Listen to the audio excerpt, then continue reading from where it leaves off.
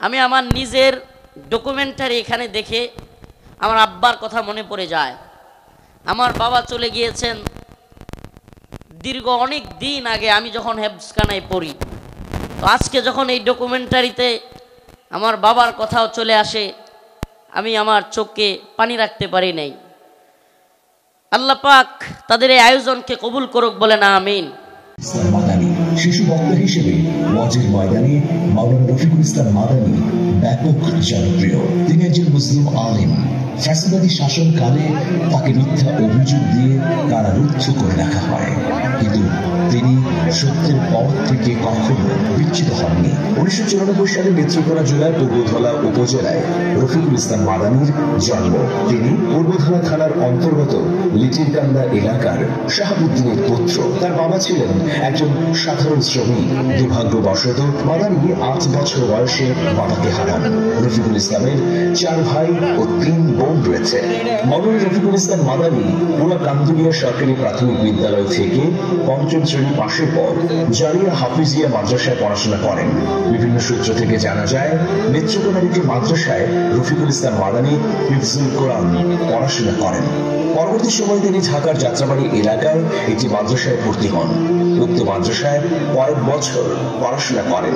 শেষে চলে যান গাজীপুরের কোনাবাড়ির একটি মাদ্রাসায়। সেখানে কিছুদিন পড়াশোনা করার পর তিনি ঢাকার বাণীধারা এলাকায় অবস্থিত মাদ্রাসা থেকে দাওরায়ে হাদিস পাশ করেন।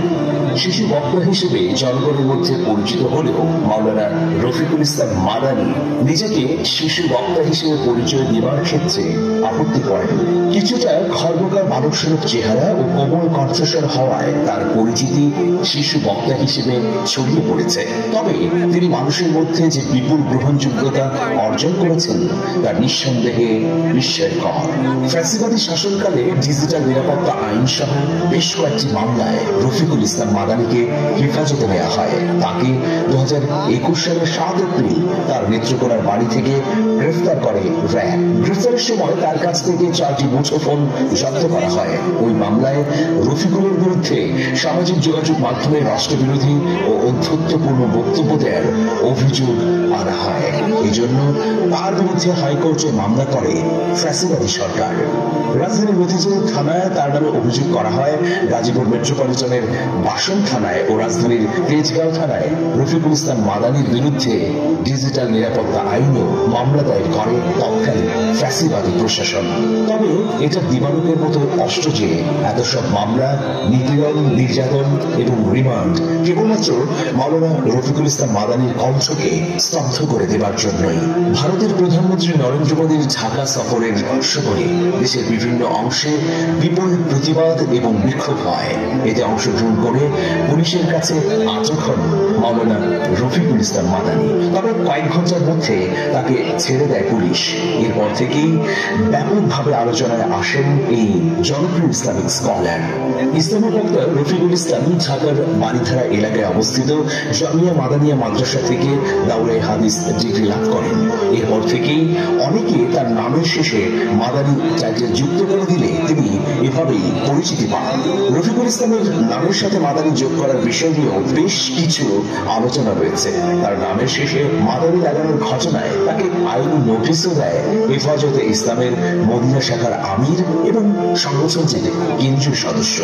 তবে রফিকুল ইসলাম অকপটেই স্বীকার করেন যে তিনি এটা ব্যবহার না করতে চাইলেও মানুষ ভালোবেসেই তার নামের শেষে এই অভিধাটি যুক্ত করে দিয়েছে। আজকের এই মাহফিলে মাওলানা রফিকুল ইসলাম মাদানীকে আমরা স্বাগত জানাচ্ছি। তার জ্ঞান, গর্ভ এবং দূরদর্শী বক্তব্য দিয়ে তিনি জনগণকে অনুপ্রাণিত করবেন, এটাই আমাদের প্রত্যাশা।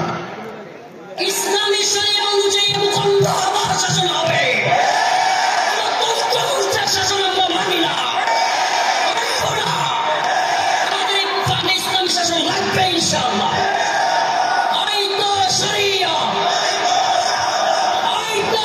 শুকুনা যত বাধা, যত ঝড় সাইক্লোন, রাসূলের পথে মোরা চলবই চলবই। এ জীবন বাজি রেখে দিনের নিশান মোরা বাংলার আকাশে উড়াবই। আসুক না যত বাধা, যত ঝড় সাইক্লোন, রাসূলের পথে মোরা চলবই চলবই।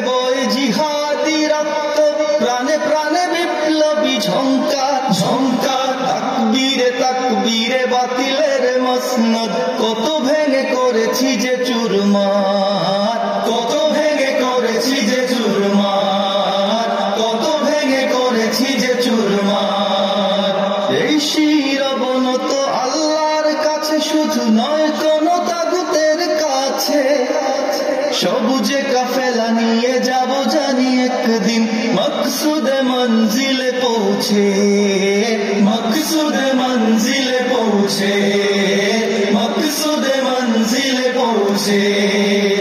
আমাদের ছোট্ট হৃদয়ে, আমাদের ছোট্ট হৃদয়ে, আমাদের ছোট্ট হৃদয়ে রাসূলের প্রেম ছবি আঁকবো। আসুক না যত বাধা যত ঝড় সাইক্লোন, রাসূলের পথে মোরা চলবই চলবই। এ জীবন বাজি রেখে দিনের নিশান মোরা বাংলার আকাশে উড়াবই। আসুক না যত বাধা যত ঝড় সাইক্লোন, রাসূলের পথে মোরা চলবই চলবই। এ জীবন বাজি রেখে দিনের নিশান মোরা বাংলার আকাশে উড়াবই। বলে যাই, সময় পাই কিনা জানি না, তবে সবাইকে বলি সব জায়গা থেকে মুসলিম উম্মার যুবকদেরকে ঐক্যবদ্ধ হতে হবে।